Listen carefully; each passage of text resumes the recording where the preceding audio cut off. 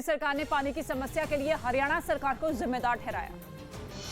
दिल्ली सरकार ने पानी की समस्या के लिए हरियाणा को जिम्मेदार ठहराया। मंत्री सत्येंद्र जैन ने आरोप लगाया कि हरियाणा सरकार दिल्ली के लिए पानी का उचित हिस्सा नहीं छोड़ रही है, लेकिन हरियाणा के मुख्यमंत्री ने इन आरोपों को खारिज कर दिया। दिल्ली की यमुना नदी के अंदर जो पानी आता है हरियाणा की ओर से, वो पानी का लेवल 669 फीट रह गए, 5.5 फीट पानी का लेवल कम हो गया है। जितना भी वो इस विषय पर झूठ बोल करके और फर्जी आंकड़े देकर के राजनीति करते हैं, ये दुर्भाग्यपूर्ण है। कर्नाटक की राजधानी बेंगलुरु में जोरदार बारिश के बाद कई इलाकों में पानी भर गया। इस वजह से लोगों को काफी दिक्कतों का सामना करना पड़ा। दिल्ली के अशोक विहार इलाके में बैंक्वेट हॉल में लगी आग को दमकल कर्मियों ने बुझा दिया, लेकिन इस आग में झुलसकर बैंक्वेट हॉल के मैनेजर की मौत हो गई। अपने पड़ोस में पैर पसारते नेटो की काट निकालने के लिए पुतिन ने अपने साथी देशों के मिलिट्री अलायंस CSTO यानी कलेक्टिव सिक्योरिटी ट्रीटी ऑर्गेनाइजेशन का सम्मेलन बुलाया और अमेरिका और नेटो पर बरस पड़े। स्वीडन और फिनलैंड जैसे रूस के पड़ोसियों ने भी नेटो के सदस्य बनने का ऐलान कर दिया है, जिसके बाद से ही रूस आग बबूला है और वो बार बार दोनों देशों को धमकी दे रहा है। यहां तक कि रूस उन्हें अपने परमाणु हथियारों का डर भी दिखा चुका है।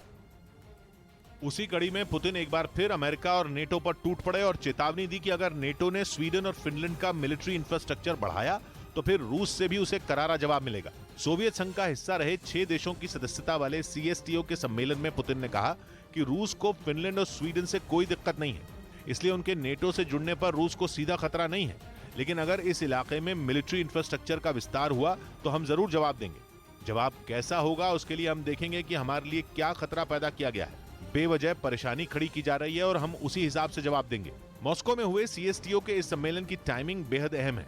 2019 के बाद ये पहली बार है जब CSTO के नेताओं ने मुलाकात की, वो भी तब जब रूस ने यूक्रेन में युद्ध छेड़ा हुआ है और बताया गया कि बंद कमरे में हुई मीटिंग में यूक्रेन की जंग पर भी चर्चा हुई।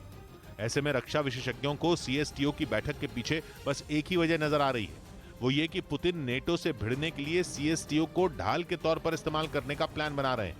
उस CSTO को जो अब तक कहीं सीन में ही था ही नहीं, करीब 3 महीने से छिड़ी जंग में उसका नाम तक सुनने को नहीं मिला। लेकिन CSTO कोई नई चीज नहीं है, ये 20 साल से वजूद में है। इसकी संधि तो तब हुई थी जब सोवियत संघ के टुकड़े हुए थे, यानी 30 साल पहले।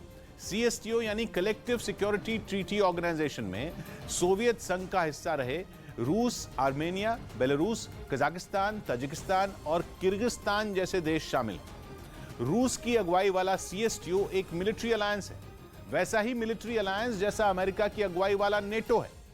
नेटो की ही तरह CSTO के पास भी अपनी ताकतवर फौज है, जिसका नाम है रैपिड रिएक्शन फोर्स। इस सेना के 20,000 सैनिक हमेशा हाई अलर्ट पर रहते हैं। CSTO का मकसद भी बिल्कुल नेटो जैसा है, जो कि कहता है कि अगर CSTO के किसी एक भी सदस्य देश पर हमला हुआ तो वो पूरे के पूरे मिलिट्री अलायंस पर हमला माना जाएगा और फिर पूरा CSTO अपने साथी की मदद के लिए उतर जाएगा। रूस इस CSTO को मध्य एशिया में अपनी पकड़ मजबूत करने के एक हथियार के तौर पर इस्तेमाल करता है। इसके तहत वो बाकी सदस्य देशों के यहाँ अपने सैन्य ठिकाने बनाए हुए हैं और तो और वो वहाँ किसी दूसरे देश के मिलिट्री बेस के खिलाफ वीटो भी कर सकता है। बदले में रूस CSTO के सदस्यों की सेनाओं को ट्रेनिंग देता है, उन्हें डिस्काउंट पर हथियार बेचता है। CSTO के सदस्य आपस में युद्ध अभ्यास भी करते हैं ताकि अपने दुश्मन का काम तमाम कर सकें।